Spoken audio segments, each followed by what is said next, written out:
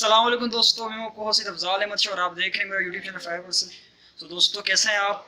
अगर आपने अपने मेरे चैनल को सब्सक्राइब नहीं किया, सबसे पहले मेरे चैनल को सब्सक्राइब कीजिए और बेल आइकन को ज़रूर क्लिक कीजिएगा ताकि आप आने वाले दिनों न्यू वीडियोस से हमेशा की तरह अपडेट रह सकें। जी तो फ्रेंड्स, आज की जो मेरी वीडियो है वो ज़्यादा इंटरेस्टिंग है।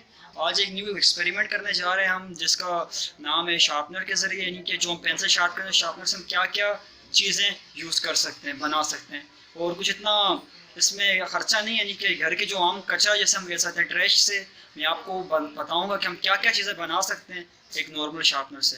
तो अगर वीडियो पसंद आई तो लाइक कीजिएगा, शेयर कीजिएगा, सब्सक्राइब कीजिएगा। चलिए वीडियो स्टार्ट करते हैं।